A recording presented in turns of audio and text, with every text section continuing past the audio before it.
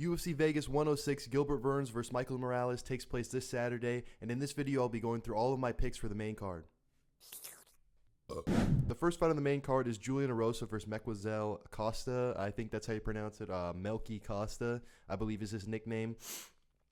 This fight is pretty interesting. It's a pretty good fight, actually, for the featherweight division. Julian Erosa, he's on a 3-fight win streak right here against Darren Elkins, which was the ghost of Darren Elkins. That fight was just depressing to watch.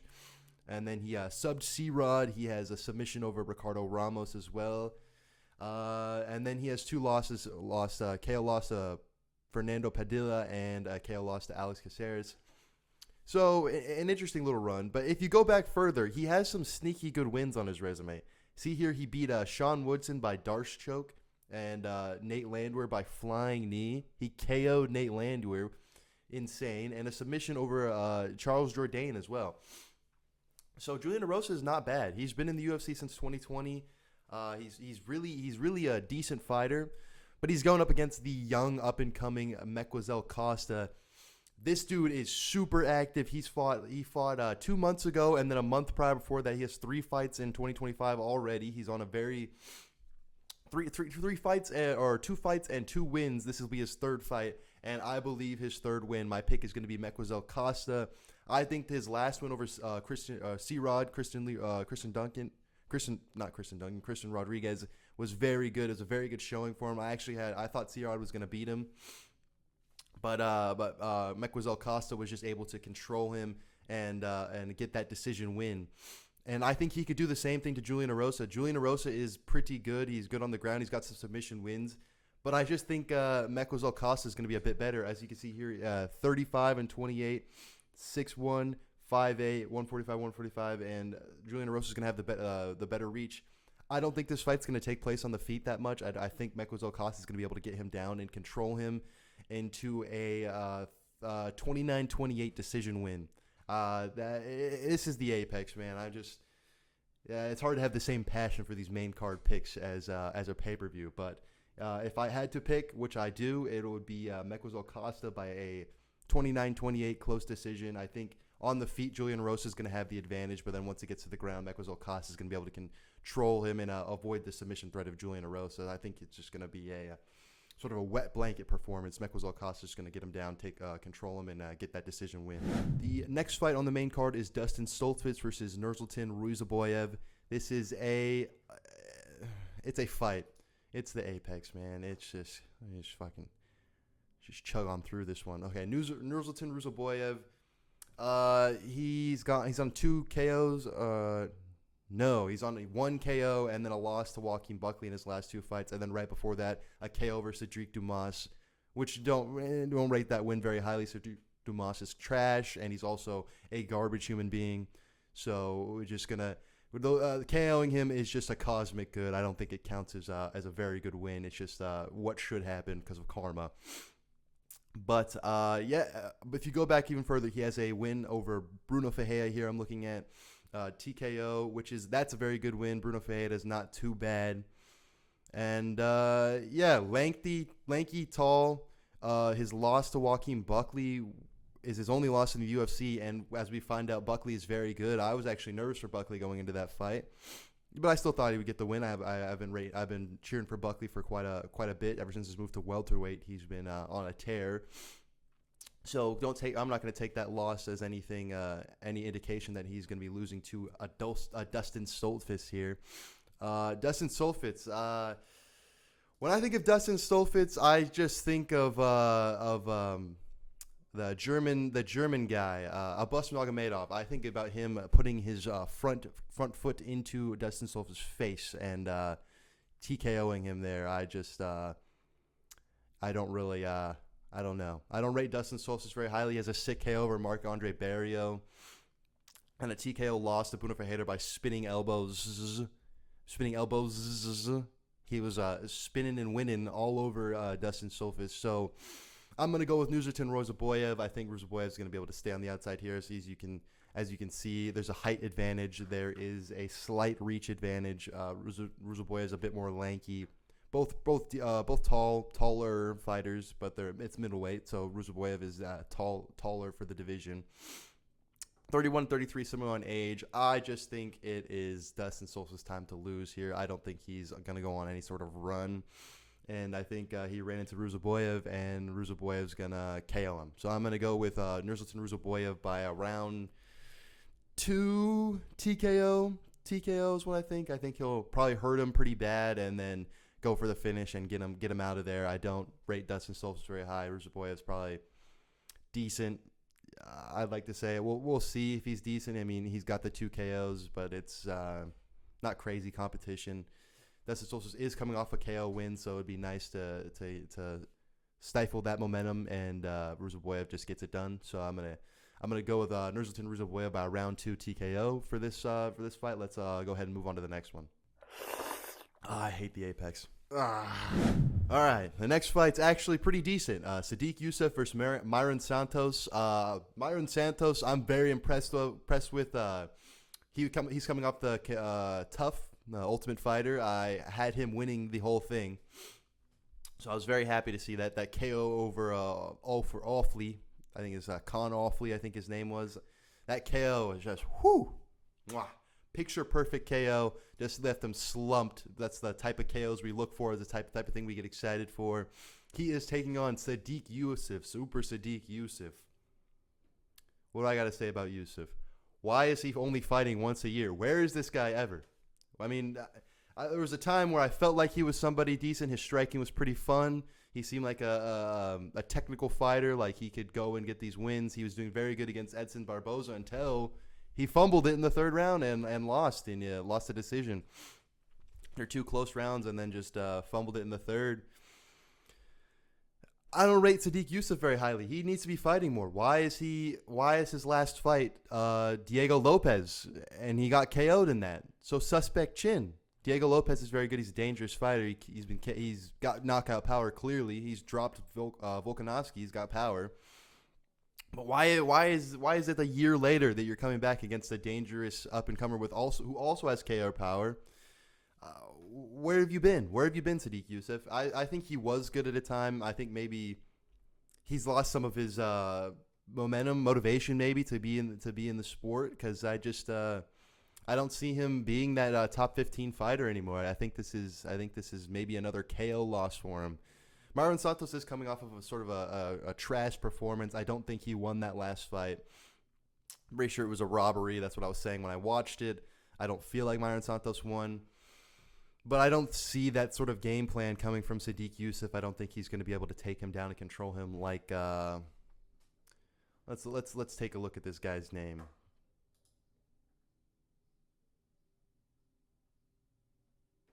Francis Marshall. I don't think that he's going to have the same game plan as Francis Marshall, who I believe beat Myron Santos. I don't think that Sadiq Youssef is going to be able to do something like that. I think it's going to be technical striking until Myron Santos is just too much for him, gets right up in his face, and we're going to see a KO, clean KO. Round one KO. We're being bold today. Round 1 KO over Super Sadiq Youssef. I think Myron Santos is very good. His striking is very clean. That sneaky power. Very weird thing about this fight, though, it's at lightweight. Both these guys are featherweights. I don't know why we're fighting at lightweight. I don't know the story there. I actually have no idea. I think it's because Myron Santos did miss weight in his last fight, so they're forcing him to fight at lightweight, but against a featherweight. What are we doing, UFC? I don't understand what the point of this. Maybe I'm missing something. Maybe there's some sort of other piece to the story here that I'm missing, but I don't know why this fight's at lightweight. Unless maybe this is a mistake here on the screen, but I don't think so. I think I saw somebody else on Twitter talking about how this was a lightweight fight. But yeah, Myron Santos by KO. They're both going to be featherweights moving up, so maybe Sadiq Youssef's chin will be a bit better.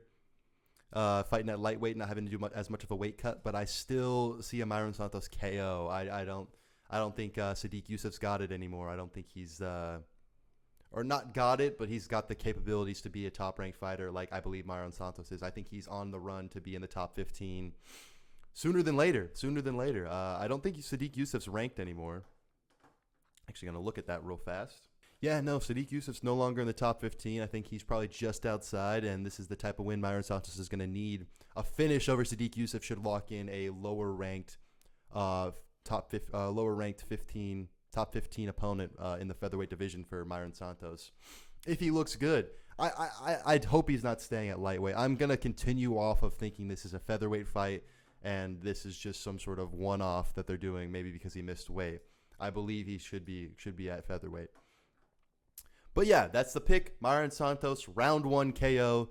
I'm hoping for some entertainment since we're gonna be stuck in the Vegas warehouse that they like to build events off of. It's just so great. We love the Apex. Thank you so much, UFC. Ended already. All right, the co-main event of everyone's favorite warehouse, UFC Apex.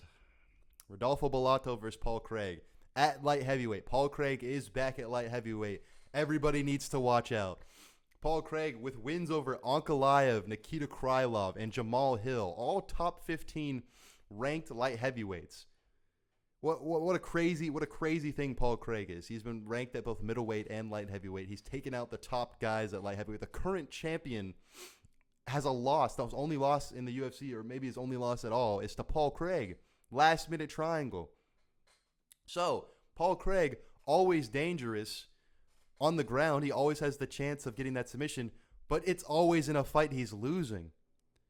He went down to middleweight and beat up Andre Muniz. He definitely did win that fight. He did more than just get a late minute submission in a fight he was losing.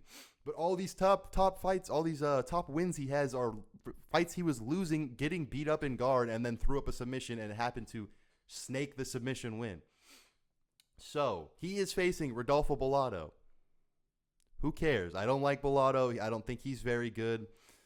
But Paul Craig, I don't think he's very good either as far as his striking goes. He's pretty one-dimensional. He's pretty much a one-trick pony on the feet, throwing those body kicks, and that's about it. It's just throwing that body kick, which is so strange to see. It's so slow. You could tell his body's not meant to be striking. He wants to be on the ground, wrapping his limbs around you, trying to strangle you. So I think Bellato is dumb enough to dive into some sort of guillotine or some sort of triangle like the other victims of Paul Craig. I think he's dumb enough to do that, but I don't think it's gonna happen. I think he is dumb enough to do it, but I'm gonna bet that he has room temperature IQ and not negative IQ. So Rodolfo Bellato probably gonna be able to keep this on the feet. Probably gonna get himself a little decision here. I don't see him finishing Paul Craig. I just see it being either like most Paul Craig fights go. I think Bellato's going to win. He's going to be beating up Paul Craig. I think they're going to try, if he tries to bring it to the ground, Bellato's going to be able to avoid it. He's going to be able to stay out of the way, stay up on his feet. He's not going to engage in it. Hopefully. I'm hoping he's not stupid. He just might be, though. But I'm hoping he's going to be able to stay out of the way of that to a decision win. I don't see him finishing Paul Craig. I think it's going to be one of those boring fights on the feet. Paul Craig's going to pull guard. Bellato's going to step back, jump around, get up. Tell Paul Craig to get off his ass and stop butt scooting. And I think it's going to be a decision win for Bellato. I don't see him finishing Paul Craig. Paul Craig's chance of winning is losing and then throwing up a triangle and winning, which he very much could do. I think the odds are massively in favor of Bellato, which is just crazy. I think the odds on this card are sort of insane, especially in the main event. We'll get there. The pick is Bellato by decision in a wonderful Apex co-main event we're all so excited for. All right, the main event. Gilbert Burns, Michael Morales. The odds are not in Gilbert Burns' favor. A undefeated prospect, 17-0, coming off a TKO win over Neil Magny, the gatekeeper himself. 25 years of age, 6 foot, 79-inch reach. The ultimate weapon, it seems. The man coming up at a welterweight. Everything's in his favor. All the odds are in his favor. Even the odds are in his favor. He's a minus 800, minus 500, something crazy, big, massive favorite over Gilbert Burns. All that taken into account, Gilbert Burns is going to win this fight. Gilbert Burns is winning this fight. The pick is Gilbert Burns. 38-year-old, 5'8", 71-inch reach. Gilbert Burns is going to destroy Michael Morales. And by destroy, I mean take him down and control him. Michael Morales is very technical. He's very good. He's able to stay out of danger. He's very creative the way he got that spinning elbow off on Neil Magny, getting pressed against the cage, spun around, clipped him with that spinning elbow, hurt him bad, and then was able to stay on top of him and get that TKO win. But he ain't faced no Gilbert Burns yet. Gilbert Burns ain't done. He's coming off a 3-fight losing streak, Gilbert Burns is, right? It's a 3-fight losing streak. You think it's bad. Who did he lose to? Sean Brady, Jack Della Maddalena, and Bilal Muhammad. Those are the 3 best guys in the division right now. The 3 best guys in the division are who he lost to, or currently. We got some up and comers. Ian Gary's he's still's got to prove himself. He's very, very good, but he needs one of these. He needs to fight one of these guys, and let's see who the top dog is. So does Buckley. Buckley KO's Usman. Might be saying he's best, but these are the 3 current best guys in the division: former champ Bilal Muhammad, current champ Jack Della Maddalena, and Sean Brady, should be next in line. These guys are all very good fighters, and he lost to all of them. He lost a decision to Bilal Muhammad, but he dislocated or broke his arm in that fight, so we can give him a bit of excuse there. TKO'd by Jack Della Maddalena. He's the current champ. We can give him an excuse there. He just beat the crap out of Bilal Muhammad for 4 rounds. 4-1. He just beat Bilal Muhammad 4-1. And Sean Brady, who just dominated and finished Leon Edwards, he went to decision with him. That ages very well after Sean Brady's last win. He wasn't no Leon Edwards getting submitted. So, I don't think that Michael Morales is on the level of these guys. I don't think he's on the level of these last 3 opponents for Gilbert Burns. I think Gilbert Burns, the vet, the dog, the crafty vet Gilbert Burns is going to be able to take him down and control him for at least 3 rounds. Maybe a submission. Maybe a submission win. I think we're about to see a performance from Gilbert Burns that says, y'all must have forgot. He went to decision with Khamzat Chimaev, right? He decisioned Stephen Thompson. Okay, I don't want to look at. I'm not looking at these. I'm not looking at the past. We're gonna look at the last 3 fights. He went to decision with the top guys. Y'all must have forgot. Gilbert Burns doesn't lose to bums. Okay, he's losing to the top guys and the top guys only. So, the pick is Gilbert Burns by decision, 3 rounds to 2.